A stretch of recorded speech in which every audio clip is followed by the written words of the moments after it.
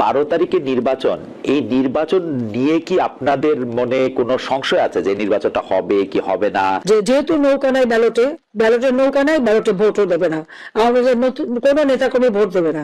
আমরা ভোট দেবো কোথায়? হ্যাঁ, এখন আমাদের কাছে অনেকে আসবে, অনেকে মিছে মিছে কথা বলবে, অনেকে পটাবে, অনেক কিছু করবে, কিন্তু আমাদের এটাই মাথায় রাখতে হবে যে ওই ব্যালটে আমরা ভোট দিতে পারি না বা আওয়ামী লীগ ভোট দেবে না। আমরা নির্বাচন বর্জন করি না, আমরা নির্বাচন করতে চাই, কিন্তু ওরা আমাদের করতে দেবে না। ডিফারেন্সটা ওখানে, তফাৎটা ওখানেই। বিএনপি বর্জন করেছে, আমরা বর্জন করি না। আমরা তো নির্বাচন করতে চাই, আমরা জিতবো, সেই ভয়ে তারা নির্বাচন করতে দেবে না। তাই নির্বাচন করুক, কতদিন টিকে থাকে দেখবো আমরা। এক মাঘে শীত যায় না, কাজে এটা মাথায় রাখতে হবে, দিন ফিরে আসবে। ওই অত্যাচারীর দিন বেশি দিন থাকে না। এখন নির্বাচন দিয়েছে, এটা কোন ধরনের নির্বাচন? আওয়ামী লীগ আমলের নির্বাচন নিয়ে প্রশ্ন তোলে। আমরা তো কোন দল নিষিদ্ধ করিনি, নির্বাচন করতে পারবে না। বিএনপি কে কি আমরা নিষিদ্ধ করেছিলাম? আমরা নিষিদ্ধ করি নাই। বিএনপি নিজে ইলেকশন করেনি, কেন করেনি? এটা খুব স্পষ্ট। 2008-এ যে নির্বাচন, সেই নির্বাচন নিয়ে তো কেউ প্রশ্ন উঠাতে পারে না। সেই নির্বাচনের রেজাল্টটা কি ছিল? আওয়ামী লীগ এককভাবে 48% ভোট পায়। 259 আসনে নির্বাচন করে, বাকি আসনগুলি আমরা শরিক দলকে দিয়ে দিই। 259 আসনে আমাদের নৌকা মার্কা নিয়ে আমরা ভোট করে 233টা আসন আমরা পেয়েছি। আর বিএনপি জামাতকে সাথে নিয়ে 20 দল ঐক্য জোট করে 300 আসনে নির্বাচন করে 32% ভোট পেয়েছিল, 30টা আসন পেয়েছিল। এই রেজাল্টের পর বিএনপি আর নির্বাচনই করতে চায়নি। 2014 সালে আমি নিজে তো খালেদা জিয়াকে প্রস্তাব রেখেছিলাম, পার্লামেন্টের যে কটা নির্বাচিত প্রতিনিধি আছে সকলকে নিয়ে নির্বাচনকালীন সরকার গঠন করে আসেন, আমরা নির্বাচন করে আপনি যে মন্ত্রণালয় চান সে মন্ত্রণালয়ে দেব। আমি নিজে তাকে ফোন করেছিলাম যে আসেন আপনি এক কাপ চা খান, আমরা আলোচনা করি কিভাবে সুষ্ঠু নির্বাচন করা যাবে। তো এককভাবে নির্বাচন করতে চাইনি কখনো, বা কোনো দলকে আমরা একেবারে নিষিদ্ধ করে দিয়ে একা একা জিততে চাইনি। আর কেউ যদি ইলেকশনে না আসে আমাদের করার কি আছে? 2018-তে ইলেকশনে এসেছিল, পয়সায় খেয়ে খেয়ে নমিনেশন দিয়ে এক সিটে 2-3 নমিনেশন, নিজেরাই মারামারি কাটাকাটি, অমনি প্রত্যাহার। তারপরে এই ডক্টর ইউনূস আর এই বিএনপি মিলে, জামাত বিএনপি মিলে এই নির্বাচনকে প্রশ্নবিদ্ধ করা সারা বিশ্বব্যাপী ইচ্ছাকৃত ভাবে করেছে তারা। কিন্তু একটাও কোনো অনিয়ম দেখাতে পেরেছে? 2024-এর নির্বাচন তারা নির্বাচন করবে না, আমরা চেষ্টা করেছি আনতে, তারা করে নাই, বয়কট করেছে। আওয়ামী লীগ নির্বাচন করে বেরিয়ে এসেছে। এই নির্বাচন নিয়ে যে প্রশ্ন করে, আজ পর্যন্ত দেখাতে পেরেছে যে এই নির্বাচনে একটা অনিয়ম হয়েছে, বা কোনো একটা নির্বাচন কেন্দ্রে খুনোখুনি হয়েছে, বা কোথাও মারামারি, কিছু তো দেখাতে পারবে না। কিন্তু অভিযোগ আছে এবং ইন্ডাস্ট্রির টাকা আছে, পয়সা আছে, সেই পয়সা দিয়ে সারা বিশ্বব্যাপী অপপ্রচার করে বেড়াচ্ছে। কিন্তু আজকে যে নির্বাচন, কেন আওয়ামী লীগকে নিষিদ্ধ করা হলো? আওয়ামী লীগ কেন ইলেকশন করতে পারবে না? কেন আমাদের নৌকা থাকবে না? তার কারণটা খুব স্পষ্ট।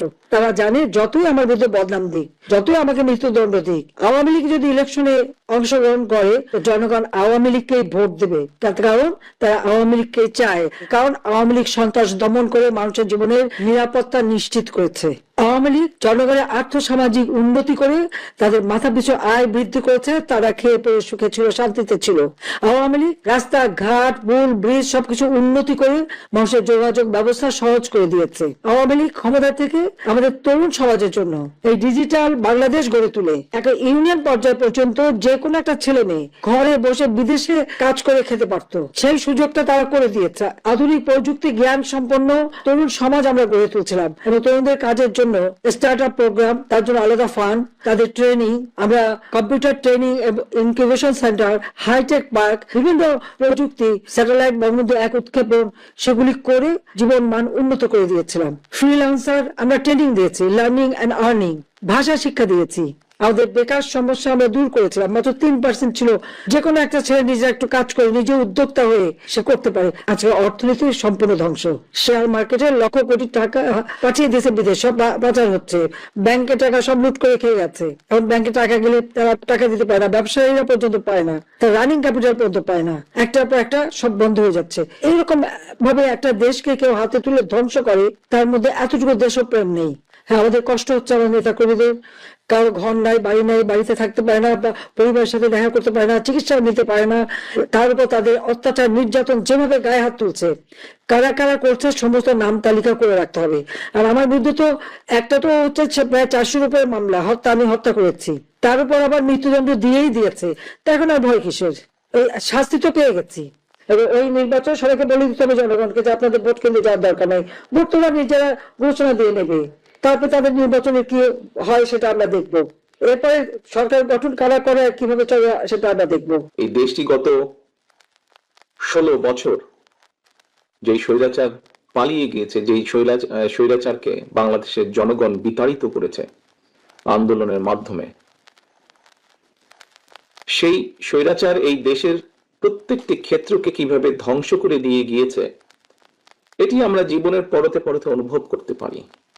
কিভাবে দেশের অর্থনৈতিক ব্যবস্থা ভেঙে দিয়ে গিয়েছে, কিভাবে দেশের আইন শৃঙ্খলা ভেঙে দিয়ে গিয়েছে, কিভাবে দেশের শিক্ষা ব্যবস্থাকে ধ্বংস করে দিয়ে গিয়েছে, কিভাবে দেশের স্বাস্থ্য ব্যবস্থাকে ধ্বংস করে দিয়ে গেছে, কিভাবে দেশের প্রাকৃতিক অবস্থাগুলোকে, নদী নালা খাল বিল বন জঙ্গলকে ধ্বংস করে দিয়ে গিয়েছে, কিভাবে দেশের কৃষি যেটাই বলি না কেন সবকিছুকে যেভাবে ধ্বংস করে দিয়ে গিয়েছে, এর ভুক্তভোগী কিন্তু এই দেশের মানুষ।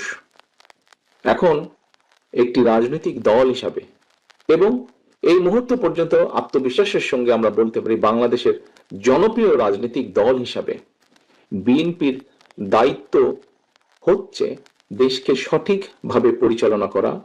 দেশের মানুষ যখন বিএনপিকে দেশের দায়িত্ব পরিচালনার দায়িত্ব দেবে। প্রিয় ভাই বোনেরা, যেদিন স্বৈরাচার পালিয়ে যায় আমাকে মহাসচিব সাহেব তখন ফোন করলেন, ফোন করে বললেন যে জাতীয় সরকার গঠিত করলে ভালো হয় কিনা, অথবা আমরা জাতীয় সরকারে যাব কিনা। তখন বিভিন্ন রকম একটা হেফাজত কন্ডিশন। আমি তখন বলেছিলাম যে আমরা জনগণের রায় মাথা পেতে নেব, আমরা জনগণের কাছে যাব, আমরা জনগণ যে সিদ্ধান্ত দিবে তাই আমরা মাথা পেতে নেব।